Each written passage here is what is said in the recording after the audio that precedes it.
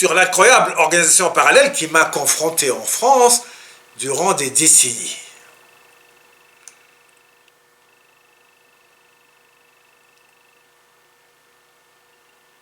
L'incroyable est ce que certains finissent par croire parce qu'il est devenu croyable selon le principe de la convictionnalisation, auto-convictionnalisation achevée, même quand le référent est non fondé.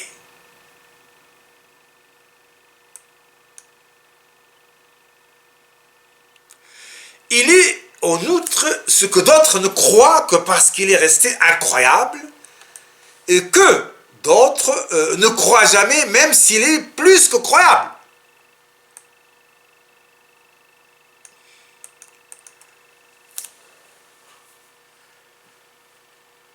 Et là, on est en présence du phénomène de l'interprétation sensitive pure des phénomènes, là où les sens sous-formés font fi des apports des données externes, en tentant d'absolutiser leur rapport pur et coupé de la contribution exogène. Ils sont purs et coupés de la contribution exogène.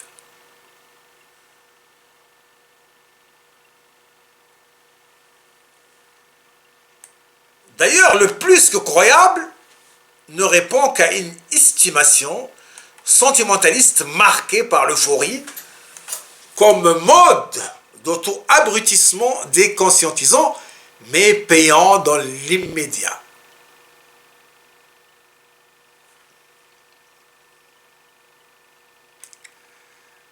En somme, mes tomes de mémoire empêchés à l'échelle du processus rédactionnel et ensuite celui publicationnel par tous les moyens, dispensés sous supervision tunisienne, ont révélé ce que jamais un œil n'a vu, ni une oreille n'a entendu sur l'organisation parallèle délinquante qui m'a confronté nuit et jour sans un atome de répit durant des décennies en France.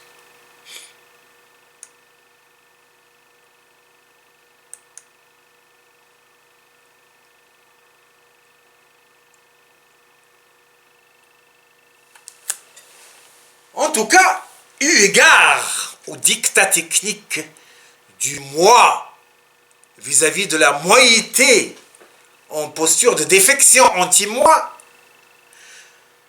je reste le seul à savoir pourquoi je n'ai pas expiré des millions de fois du fait du déferlement déclaré et massif de la pire barbarie jamais essuyée par un être vivant et aisément conforté par les donnes du complot absolu.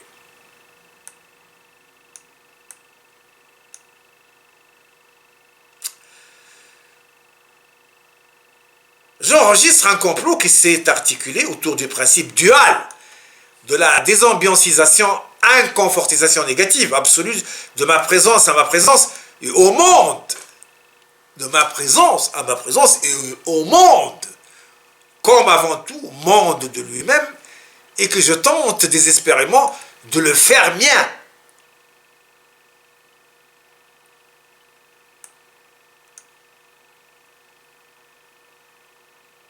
Je souligne l'assassinat ininterrompu et sur-infernalisé du moindre de mes rapports à la détente et au vécu modal, pour ne pas dire positif.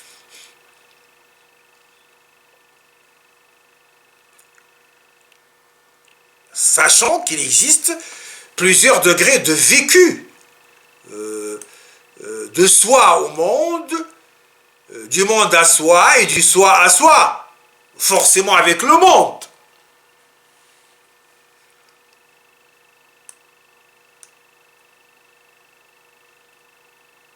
Donc le vécu du soi pur au soi pur étant impossible à finaliser à cause de l'hétérogénéité du moi par rapport à la pureté bio initiale.